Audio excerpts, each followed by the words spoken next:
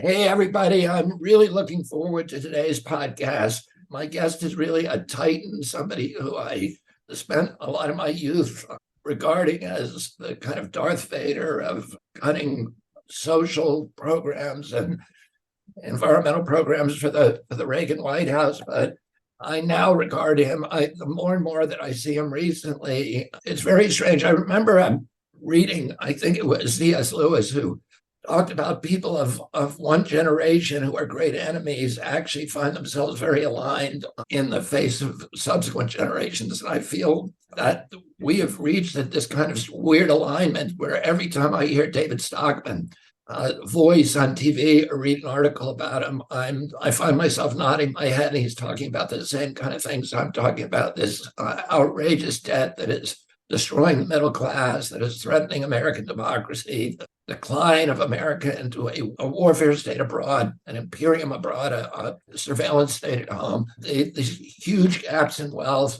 that, between the middle class and the rich, that I think democracy makes democracy unsustainable by every kind of political science treatise that's been done in history. You cannot have a democracy when there are these huge aggregations of wealth above and then widespread poverty below. I really am looking forward to this talk. Let me give a little biography. David Stockman was elected as a Michigan congressman in 1976 and joined the Reagan White House in 1981, serving as budget director. He was one of the key architects of the Reagan Revolution plan to reduce taxes, cut spending, and shrink the role of government. He joined Salomon Brothers in 1985 and later became one of the early partners of the Blackstone Group. And during nearly 2 decades at Blackstone and at a firm he founded, Heartland Industrial Partners, Stockman was a private equity investor.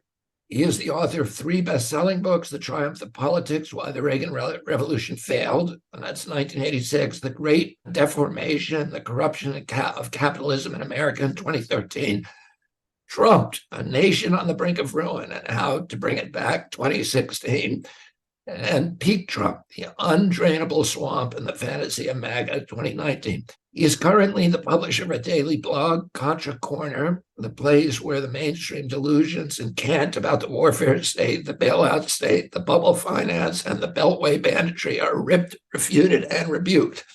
Born in Fort Hood, Texas, Stockman graduated from Michigan State University and attended the Harvard Divinity School, and then went on to Washington as a congressional aide in 1970.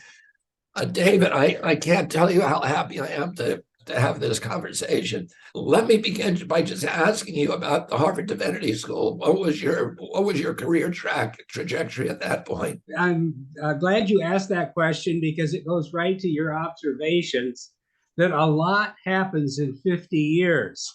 And I was in Harvard Divinity School in 1968 because I didn't want to get drafted to go to McNamara's War.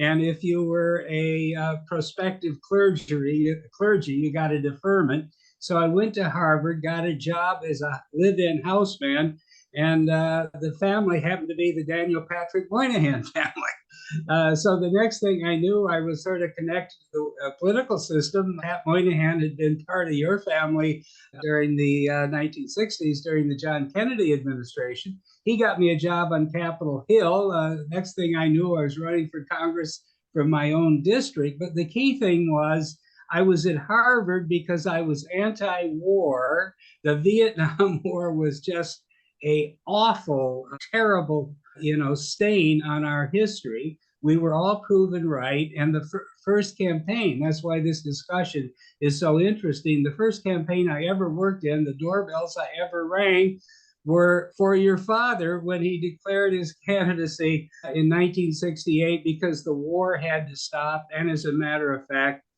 despite all the tragedy that followed, the war did stop. Johnson didn't run. And for a while, we had a little peace in the world. But, the neocons got control of the government during the Reagan administration. They infiltrated the Democratic Party as well as the Republicans. I call it the Uniparty. And, we have been off to the races as a global hegemon with these forever wars, decade after decade, and we have accomplished nothing except to alienate a good part of the world, unfortunately, kill and maim hundreds of thousands, if not millions of people. And we really have to stop this. And that's why I think the issue of 2024, and there are a lot of issues, but the issue of 2024 is we have to stop the war machine. And that's so ironic because that was our slogan back in 1968. And the war machine is still here. In fact, it's bigger and more powerful than ever before. I've made the point that if you add up everything that we spend on defense, and that's the defense budget proper, international affairs and all of the AID and State Department and National Endowment for Democracy and all of the broadcasting operations. And you also add to that the cost of veterans, the VA, because that's a deferred cost of war. We have millions of men in America that were injured, maimed, disabled for life that we have to support. They shouldn't have been in any of those wars, obviously, but that's more than $300 billion just for veterans. So when you add all that up, it's 1.3 trillion going into this vast war machine. And we really have to stop it, because if we don't get I just want to make it clear that's an annual cost. Yep, yeah, absolutely. That's the annual cost, and it's bigger than Social Security. It's 2 or 3 times interest payments at the present. It dwarfs everything else, but there's something worse than the pure size or number. And that is that both parties have become addicted to what I call the warfare state, to the forever wars. And so we now have a bipartisan consensus in favor of every kind of really unbelievable mayhem that comes along as a result of the Washington deep state, if you want to call it that, finding another crusade, as John Quincy Adams said, another monster to destroy abroad. Ukraine is crazy. What are we doing there? Funding, promoting, instigating this slaughter when it's very clear there's a solution here. Ukraine was never a country built to last. It's divided down the middle. It's far worse than red state, blue state between the Russian-speaking provinces in the east and south and the nationalists in the west and center. So the solution would be a peace conference, partition the country, and move along and stop the mayhem. But the war machine wants a war. The neocons have so demonized Putin that they can't see straight. And so now we have a government in Washington that should be attending to our domestic affairs, that should be a little concerned about 32 trillion of debt, that should be concerned about this massive disproportion of wealth that has been created as a result of all this money printing and borrowing that's occurred in the last 2 or 3 decades. And yet the big thing they like to do, is get in the planes and go on their junkets and pretend, that they're some kind of latter-day tribunes taking care of the empire around the globe. This is the big thing. This is the heart of the matter. Until we break the lock of the warfare state, all these other things that we might actually even disagree about will never be addressed in any productive or proper way. I want to point out a couple of things before I move on to the next question, which is that the people of Donbass, who are predominantly ethnic Russians, actually voted to join Russia prior to the war. Yeah. And the Russians said, no, we don't want you. We want Ukraine to maintain its integrity as a nation, and just, let's make that part of that, the Donbass region, an autonomous region so they can maintain their language, so they won't be murdered, killed by government policies, but leave them part of Ukraine. So, we could have, that was the Minsk Accords, and we could have settled it then with no bloodshed. The Russians wanted to do it. This was an agreement that was worked out by France, by Germany.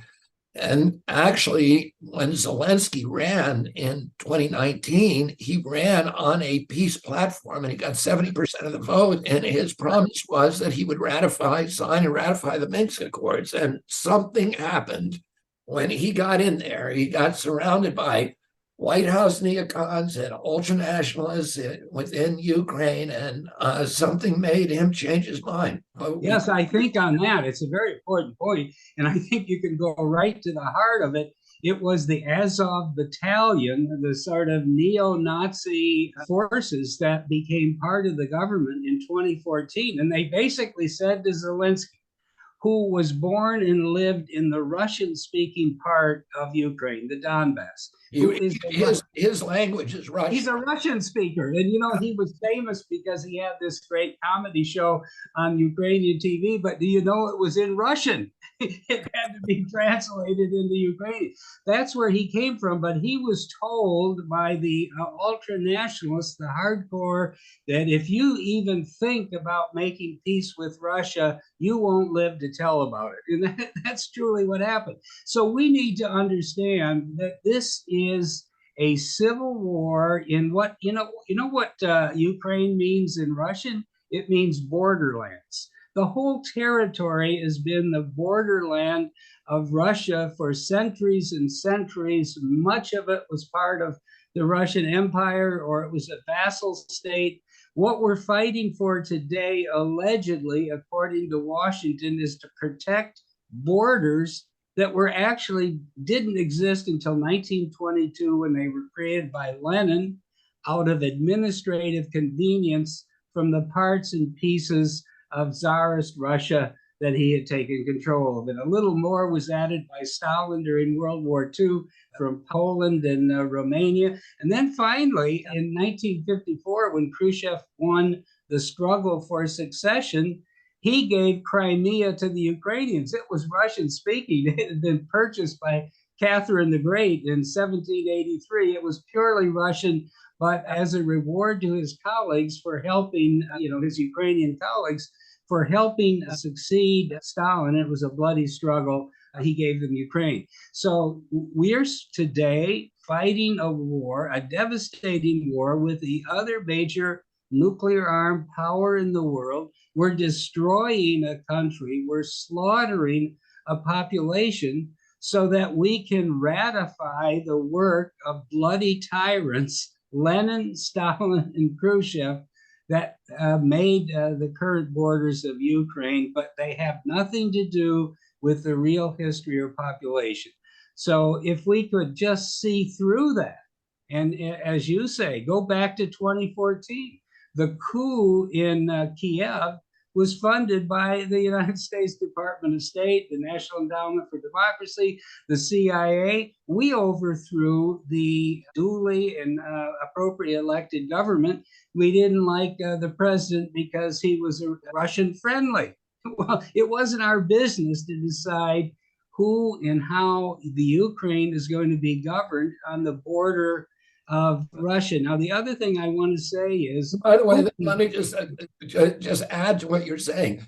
We put $5 billion through the National, Endowment for Democracy and through USAID and all these other CIA front groups into those overthrowing Yanukovych. So yep. In 2014, it was, as you say, was the democratically elected government. We, were supposed to represent democracy, actually paid to overthrow that government in 2014. Yes. And, I think this goes to a really important point why this is such a tragedy and such a crime, really. And that is, if you look at the last election, which Yanukovych was elected, you look at that electoral map and you would be astounded. The East and South voted 90-10 for the Russian-speaking, pro-Russian-speaking candidate. The center and west, the historic Ukraine, voted 90-10 for the nationalist candidate. The country was divided right down the middle in ways that you rarely see, and it wasn't an aberration. The same thing happened in several earlier elections. So what I say is the Ukrainian people have already voted for partition. They have said time and time again, we don't necessarily all want to be part of the same state, of the same nation. And why in the world we can't see that and stop the fighting, stop the slaughter, and begin a peace process that could resolve this very quickly is really very hard to understand, except to realize that Washington is so populated with people who think that we need to be running every square inch of the earth. And if it doesn't, if it's not run according to Washington specifications, then we need to intervene. And that is so wrong. It is really the opposite of that famous statement that I just quoted from John Quincy Adams, that we mean to have peace with all nations and not to travel the earth seeking monsters to destroy. And unfortunately, that's what our foreign policy has become in modern times. Well, one of the ironies, and I taking just from what you said, is that when we were fighting the Kosovo War, we were actually on the side of partitioning. Right, exactly. Partitioning two populations that had been kind of artificially loaded into one country through arbitrary drawn borderlines, who couldn't get along with each other, who were having trouble getting along. And at that point, we took the position, and we were militarily involved in. We bombed Serbia for I think 82 straight days as part of a campaign to sever Kosovo from the Serbian Republic. But the bigger issue is there have been a lot of partitions in the world, both in older times and more recent times, that proved beneficial to the populations involved. It turned out that Czechoslovakia was an artificial state created by Wilson at Versailles. They eventually parted ways. There are two states there now. They work just fine. The people are happy. Yugoslavia was composed of 8 or 9 peoples and nations historically that didn't necessarily want to be together. They were put together by Tito through, the Iron Fist. That has all now been dissolved. It was kind of rough and tumble getting there, but it's a lot better off than it was under one bloody tyrant. So what's wrong with partition? If there is good and substantial reason and historic basis for it, and there clearly is here. The war was started by Kiev in 2014 when it decided that the breakaway republics in the East that didn't want to be part of the new government, part of the CIA-sponsored coup, had to be punished for their attempts to break away. That's when the war started. And for 7 or 8 years prior to the current war, Kiev, murdered something like 14,000 people in the Donbass and in areas that were trying to break away.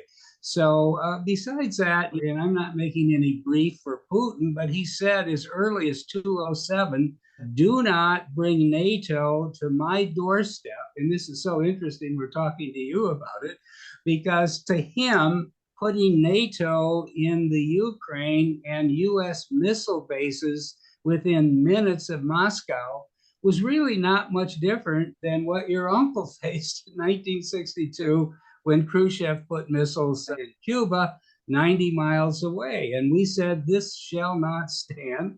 Eventually, it was resolved peacefully, but the principle is the same. And why we expanded NATO to all these former Warsaw Pact nations when we had promised Gorbachev at the time of things breaking up in 1991 that we wouldn't move an inch to the east in return for his acquiescence in the unification of Germany. All of these things are so well known, and yet you have a population of elected officials and permanent government apparatchiks, as I call them in Washington, who are so committed to the global hegemony, to these forever wars, to the neocon creed, that here we are with this sheer madness that you have a Democratic president and a Democratic majority that insists must be carried out to the last Ukrainian, which is so ironic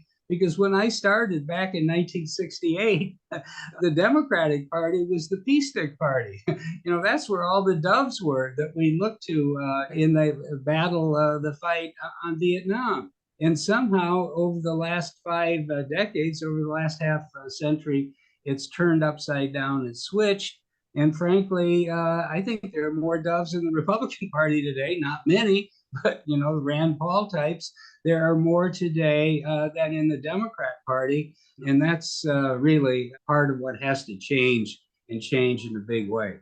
Yeah, and I agree with you. I think particularly in the rank and file Republicans and independents, that kind of populist wing is very, very anti-war, the same way that, we were in the 1960s. And it's Right. really, really interesting. But, the rest of the population has succumbed to this kind of comic book narrative that the neocons are so adept at generating of, good guy, evil guy, bad guy. Yeah. And we got to go in there and fix it. And then they, like they did in Iraq. Yeah. And they hypnotize people with it, and nobody is looking at the facts. And I'll just mention this, that as you mentioned, my uncle, but his most important speech as president, the 60th anniversary is coming up on June 10th of the American University speech, Right. which was the speech where he turned our nation around on the nuclear test ban treaty and had the first atmospheric test ban treaty, the nuclear age. What he did in that speech is the exact thing that you're doing right now. It was a talk to the American people, asking them to put themselves in the shoes of the Russians. Right. And he said, you cannot have peace if you're not able to put yourself in the shoes of your adversary. And he reminded people of something that we never heard. I grew up watching Vic Morrow on combat, and, how Americans, we won the war against Germany. And Americans didn't realize that the war was really won by the Russians. Yeah. And that the Russians made this incredible sacrifice to beat Hitler, including 23 million, you hear numbers up to 70 million Russians were killed, but 23 million people kind of agree on. But it's 1 out of every 7 Russians, 13% of their population died. Right. A third of the country was reduced to rubble. And this is what my uncle said: you have to put yourself in their position and see how they view the world. He said, it's like if all of our country was reduced to rubble from the East Coast to Chicago. And yes, how would we feel about hostile forces lining up on our border then? And by exactly. he had developed this great friendship with Khrushchev, and they were corresponding with each other secretly through a Soviet spy, a KGB GRU spy called Georgy Bolshakov, who used to come to our house, and he would hand letters to try to end run the CIA, end run the State Department. 26 letters that my uncle and Khrushchev exchanged, and they found themselves that they were both in the same position. They were both men who had fought in World War II. Khrushchev had seen this incredible brutality at Stalingrad, probably the worst battle, arguably the worst battle in history. And my uncle had been lost and declared dead, and seen the brutality of war. And both of them had an abhorrence for war, but they were surrounded by intelligence apparatus and a military brass who saw the war not only as inevitable, but desirable. Right. And they knew they had to talk to each other, or the whole place was going to be burned down, the whole world. And that's why my uncle and Khrushchev privately agreed to install the hotlines, because they didn't trust their own people, because they were surrounded. And one of the things I want to ask you about, because you had a front row of this, because a lot of those neocons and a lot of the philosophy came out of the Reagan White House. And then, they really blew up during George W. Bush's administration. But there was that kind of Zbigniew Brzezinski, and the Carter White House was probably the granddaddy of the neocons, arguably. And he actually says in his book, our strategy should be to draw the Russians into wars in Afghanistan and other places where we can get other people to fight the war, and we'll supply them, and that's how we'll bring down Russia. And that's been their blueprint from the beginning, and they just rolled it out, the same people. But how did you watch that evolution? Well, I'm glad you brought this up, but I want to go back to where you started, because I truly think that John Kennedy's American University speech is one of the greatest speeches, most inspiring speeches by any president at any time, and that people can easily find it on the internet today. They should click on and listen to it, because it was powerful and it was moving and potent. Now, what's interesting about that is that the other great speech given right before that was by Eisenhower, his farewell address. And just as John Kennedy tried to open the door to negotiations and reducing the tensions of the Cold War in the arms race, Eisenhower had also made enormous strides in befriending Khrushchev, and they had several summits which were productive. And as you know, the last summit in the spring of 1960 was going to be the breakthrough. It really would have ended the arms race. And on the eve of that summit, Allen Dulles and the CIA sent the U-2 spy planes right over Russia. Gary Powers, it's a very famous episode. They shot down the spy plane, and that was the end of the summit. You know, it was the CIA again. So your uncle said after the Bay of Pigs, he'd like to smash the CIA into 1,000 pieces. And ironically, he was right. And the same thing actually happened to Eisenhower. Now, the key reason I'm bringing this up is that if you look at 1961, Eisenhower was the president. He was the greatest general we ever had in the White House. And he said, the defense budget we have today is more than enough, and we should be alert to the danger that they'll try to make it bigger. Now, I bring this up because in today's dollars, that defense budget that Eisenhower said was adequate was $400 billion. Our defense budget in the same purchasing power dollars today is $800 billion, going on $900 billion. In 1961, when Eisenhower said our defenses are adequate, the triad nuclear deterrent that we had would keep the peace.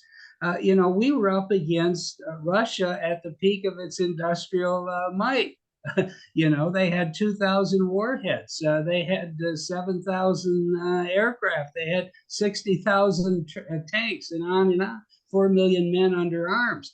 But Eisenhower said 400 billion is enough even then. Well, where are we today? The Soviet Union has disappeared from the pages of history. There is no big industrial power that's even threatening our homeland security and safety. And certainly it's not China, because China is one great big Ponzi scheme that couldn't survive without the export markets.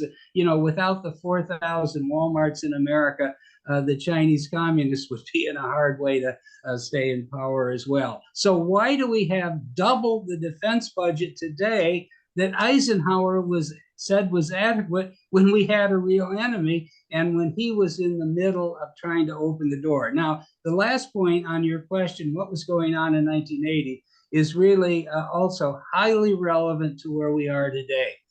The case that the neocons were making in 1980, and you probably remember it, is that we were in danger of the Soviet Union developing a nuclear first strike capability, and that it would only be a matter of time, and they would say, game over, surrender. Well, that was complete baloney. There was never a Soviet first strike, either intention or capacity. But here's the thing. They were able to use that fear to take the defense budget that we got handed to us from Jimmy Carter at 140 billion and to take it to 350 billion over a 4 or 5 year period. And in today's dollars, it's a lot more than that. What did they buy? Here's the key thing. What did they buy with that doubling, almost tripling of the defense budget? They didn't buy anything that had to do with the so-called first strike threat from Russia, because the Soviet Union, there wasn't one. What they did was create a vast armada of conventional forces, the 600-ship Navy, thousands of new main battle tanks, thousands of new aircraft, fixed, rotary, all kinds of sea lift, airlift capacity, all kinds of missile capability, cruise missile capability. What was all this used for? It was used for wars of invasion and occupation in the Middle East. It's being used in the Ukraine today. In other words, these forever wars were an accidental outcome of a massive conventional buildup that was unnecessary that happened during the 1980s. Because I'm pretty sure of this, that had not that huge buildup happened under the false, guise threat of a Soviet first strike capacity, it would have been very hard to have the first Gulf War, the second Gulf War, to take the battle to Libya and to Yemen and to all the other places in the world if presidents had to go to the Congress and ask for huge appropriations to buy the military capability. They already had it. This is another important part of history that I think is important to lay out, because it's why we're in the mess we are today. If we didn't have all these stockpiles of weapons that really came out of that conventional force buildup, we wouldn't be running a genocide, which is really what it is in the Ukraine today. So I think it's a key part of understanding what has to change in a very big way. We don't need that conventional force. We need a triad deterrent, nuclear deterrent. We have it. It's bought and paid for. It's relatively cheap. We could get by with a 200 to 300 billion defense budget, not an 800 billion one. We would then we could defend the homeland. No one's going to penetrate the Atlantic and the Pacific with the homeland defense. All of that would be possible. And yet the military industrial intelligence complex, the neocons, and all of the, and I don't want to belabor this, but there's so much loose change in this massive 900 billion defense budget that it's basically like what I call a self-licking ice cream cone. It pays for itself. There is so much money that goes to all these think tanks, all of these NGOs, all of these operations that spend their life coming up with reasons why we should be in the Ukraine, or why liberating Libya was a good idea, or why Yemen makes a difference, when none of this is true. But it all comes out of this massive budget. The most dangerous thing in the world is the 900 billion defense budget, to tell you the truth, because there's so much money, so many arms contracts built into that it's almost self-perpetuating, very difficult to stop. And you have the media involvement too, and you go on CNN, and the people you're seeing who are urging us to increase our commitment to Ukraine are all retired generals who they don't tell you, but they're working for those Lockheed and the military contractors and those think tanks, and their whole function is to try to keep us at this constant state of war. And you talked about the expenditures. We now spend 40% of the world's budget, the entire global budget for military, is coming from the United States. We spend more than the next 10 top nations, including Russia and China combined.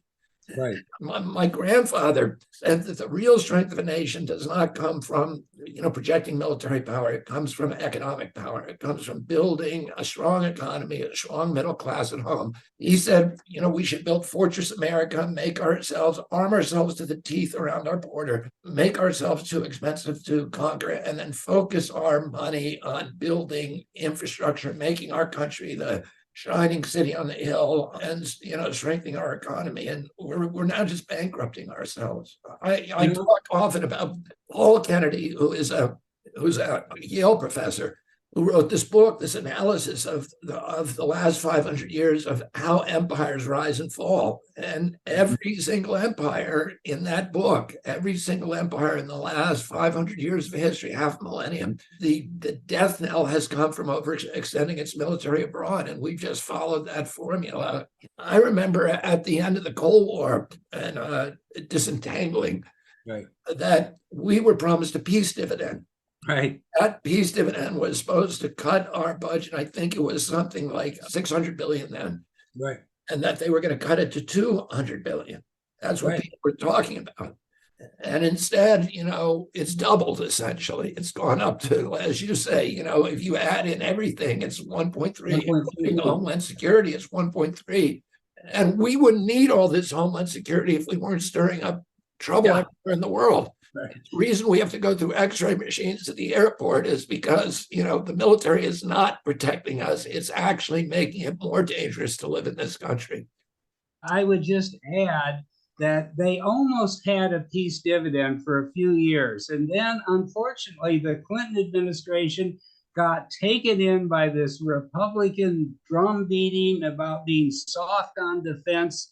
And they came up with this stupid idea, really bad, and this is important to get into the mix here, of expanding NATO to include the former Warsaw Pact nations and then even some of the republics that spun out of the Soviet Union itself. And at the time, and this was quite clearly, even then, there was a public debate in the New York Times. George Kennan, the father of the containment doctrine, the intellectual really who helped create the whole Cold War containment doctrine, and that led to NATO, and that led to the Marshall Plan and all the others, said this is a folly. This is the wrong thing to do. You're simply going to stir up the bear, and sooner or later, the Russians will react. Now, going back to your point earlier, Russia has a case. I mean,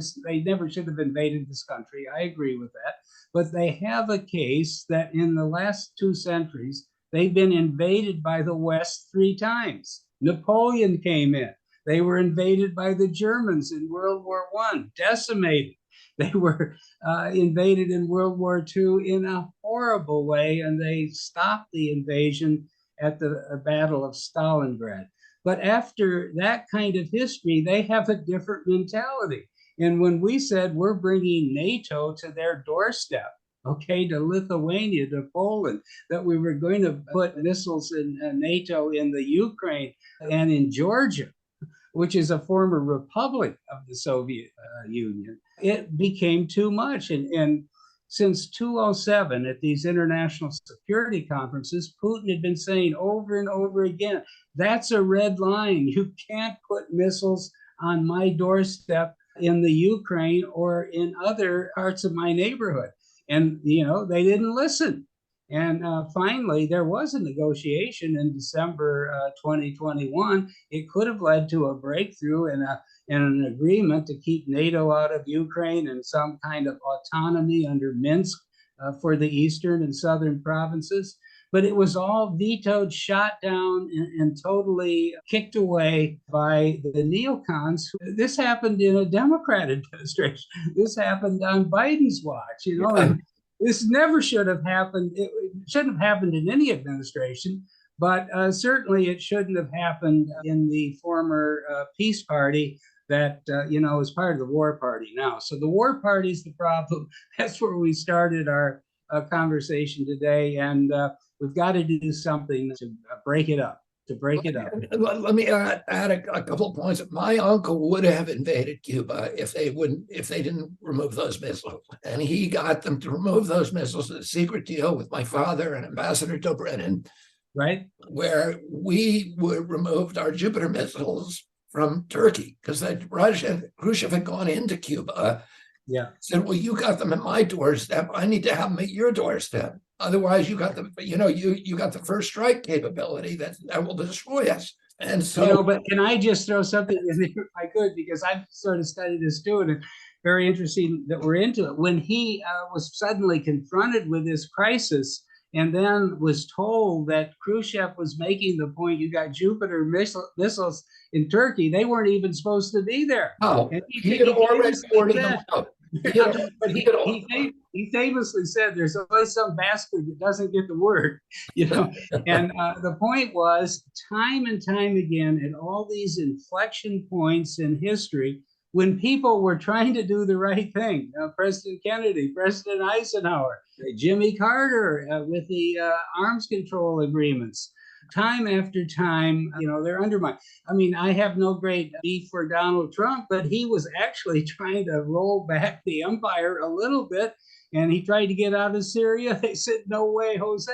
He tried to, diffuse the tensions in Korea, and his own people shot him down. So we're up against something that's pretty insidious, pretty powerful, pretty deeply entrenched. That's why the deep state isn't a bad metaphor, even if it's exaggerated. And somehow its lock on the two political parties has to be broken if we're ever going to move into a more enlightened form of policy. Yeah, and let me just finish that thought about, putting yourself in the adversary's shoes. In exchange for reunifying Germany and moving out 400,000 German troops, Russian troops who were there, and moved in NATO. Imagine that, what a blow to the pride and to the national security of the Soviets. They got us to promise we wouldn't move 1 inch to the east. We then moved 1,000 miles to the east. We took in 14 of their countries. George Kennan had said, "Why are you treating them like an enemy?" Yeah. They lost the Cold War. The people who are running it now are the people who were on our side during the Cold War. Right. We should be treating them like we treat the Marshall Plan. We should be helping them transition to democracy and making them part of the brotherhood and sisterhood of Europe. Why are we treating them as enemies? If you treat them as enemies, as what Kenneth said, it's going to be a self-fulfilling prophecy. They're going to turn eventually. They're going to see this unyielding hostility. They're going to be resentful because they did everything we asked them to do. They dismantled the empire, and the bear is going to wake, and they're going to fight back. We put Aegis missile systems in Poland and in Romania, and those missiles can carry Tomahawk missiles, Tomahawk, which are nuclear, and Ukraine is 400 miles from Moscow. Right. We have a rule in our hemisphere called the Monroe Doctrine that says nobody can put anything anywhere near us. Yeah, yet, including Patagonia. Exactly. But let me ask you this. Assume I get into the White House, okay? And wanted I hope you do. Let me thank you. I'm going to get your help if I do. Okay. And I want to close as many as I can of the 800 bases abroad and bring people home and start unraveling the warfare state. What happens to our economy in this country? Because those are a lot of jobs that are lost. Those are people now who don't have jobs. They're people who are armed, maybe, who could be prone to violence or whatever. And this is always the worry when you dismantle the military. And then there's you have a huge cohort of people who are deeply resentful because they want this to continue, the gravy train to continue. Right. And then how do you employ those people, and what does it do to our economy? How do we spend that peace dividend to start reducing debt and start rebuilding our industrial infrastructure at home? Well, I think that's an important point, but we can exaggerate how crucial it is to the economy, because even though we have this monster defense budget of $900 billion, it's actually only about 4% of GDP today. It's not nearly as a share of the economy, not nearly the 7 or 10% that we had during the 60s and 70s during the peak of the Cold War. That's the first thing. The second thing is we've had successful demobilizations after major wartime spending 3 or 4 times in the last century, and we made the adjustment quite rapidly when there was no reason to keep it going. There was a massive number of men under arms, and the whole country was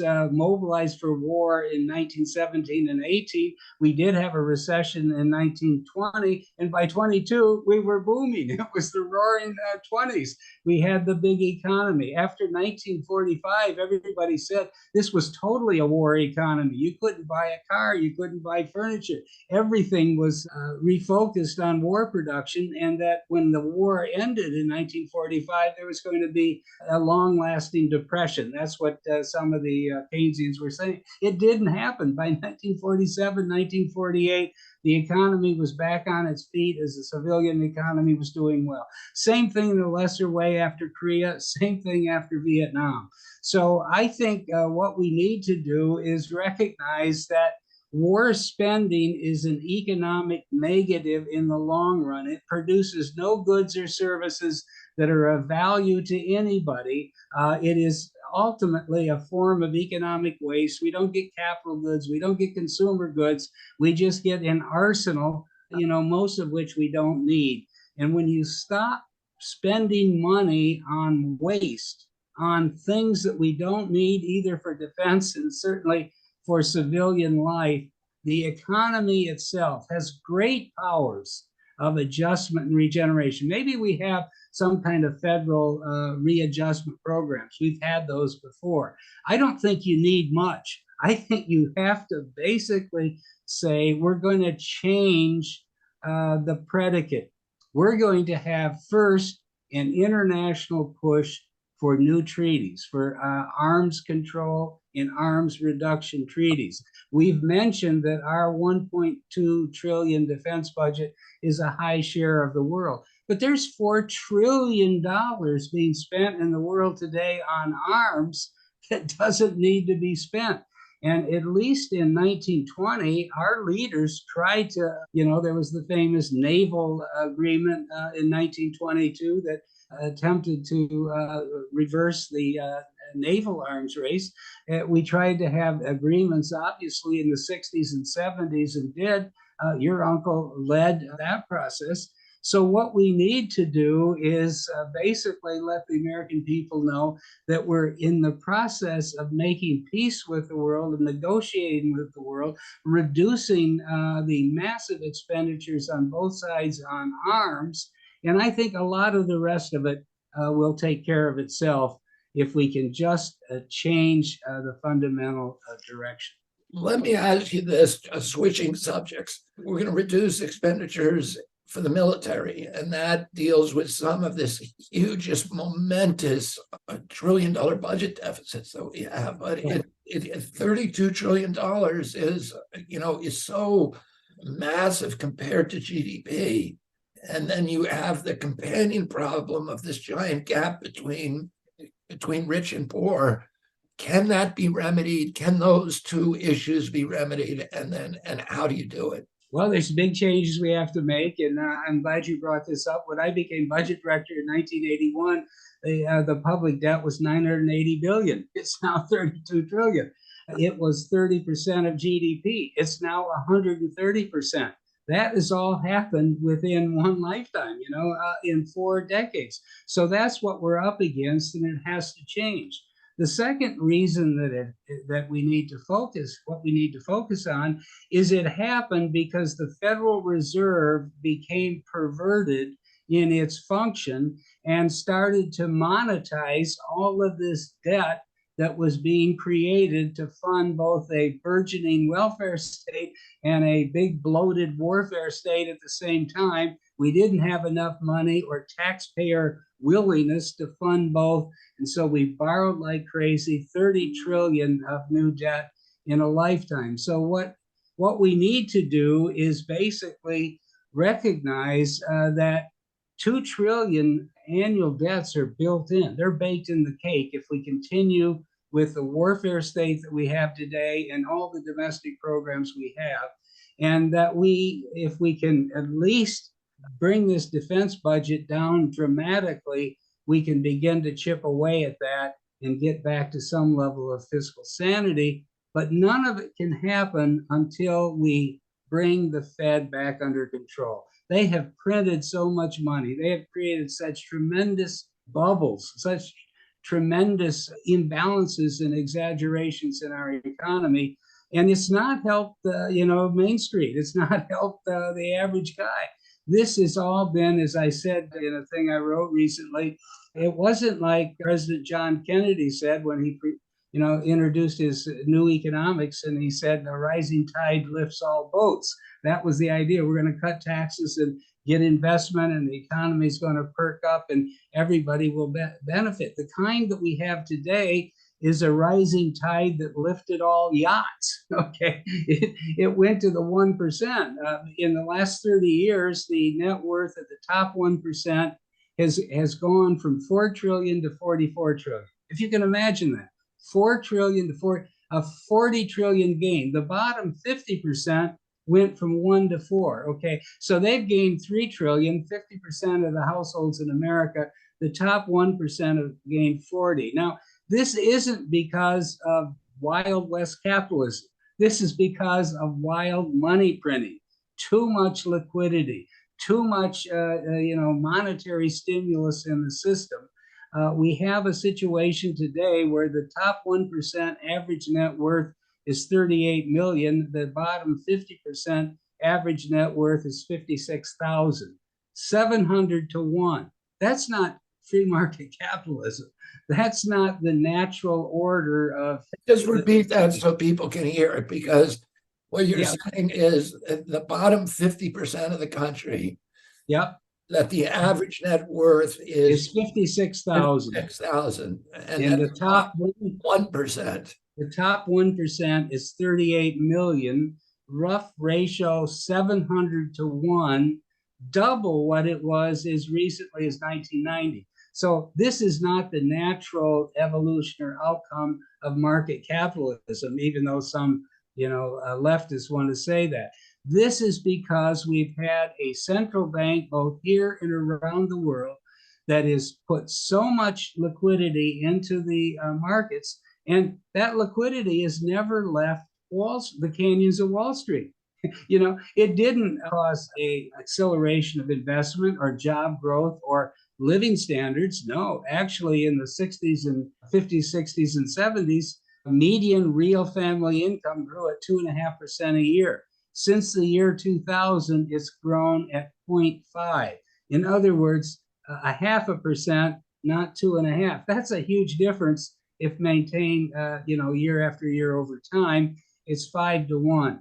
So what has happened is that these bad money printing policies of the central banks have created this massive windfall of financial prosperity to the top 1%, even as the real growth rate and investment rate of the economy is slowed to a crawl, which has left the middle class, or Main Street, as we might want to call it, high and dry.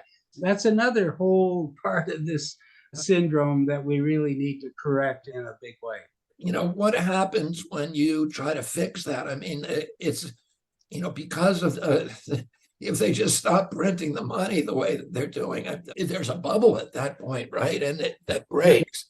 Yeah. It's like I think president, I'm just asking this, the president who tries to mess around with that bubble is, he or she going to cause the collapse of the entire economy. Anybody who tries to fix it.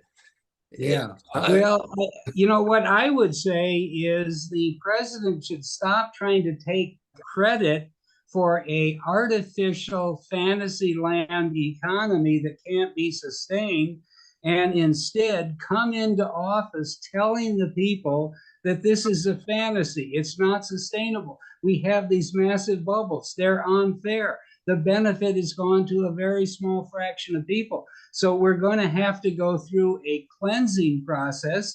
But I think, frankly, the big impact is going to be to the 1% when the bubble is finally and fully punctured by a change at the Fed. So I think anybody that really wants to get a grasp on this needs to go into office saying we're going to have a house cleaning at the Fed. The stock market is likely to go down. Get your money into something safe, not in these go-go stocks, not in the tech stocks, not in the NASDAQ 100. Get prepared, because we have got to get back to reality, into something that's sustainable and fair, and having our capital go into productive investment, not financial engineering. That's where it's been going, into financial engineering. We've had 25 trillion, staggering number, of financial engineering, stock buybacks, big M&A deals that have accomplished nothing over the last 2 decades. Instead of that money going into real investment, has been flat for 2 decades. Real investment, after you take the needs for a depreciation out of the equation. And that just tells you this isn't working. And I think someone has to tell the public it's not working. We can change. We used to know how to do it. We had prosperity in the 50s and the 60s and into the 70s. And we weren't printing money like crazy then. We weren't running 3, 4, 5% of GDP deficits. We weren't trying to even be the hegemon of the world. And that was in the time of the Cold War. So we go back to basics. I think that's what the theme needs to be. We've done it before. We can do it again. There might be some bumps and grinds between here and there, but we have to make a start. and we have to recognize where we are. David Stockman, thank you so much for joining me today. I hope you'll come back. I really, really want to finish this conversation and explore so many of the avenues that you opened for us, but it's been a joy to talk to you. And I'm really grateful for the way that you think about this and the clarity of your thoughts and your explanations and your eloquence. Thank you so much for joining us. Well, very happy to be with you. And I'm behind everything you're doing, and hopefully you can get the message across, because the hour is late, but we still can make a big difference. Thank you, David Stockman.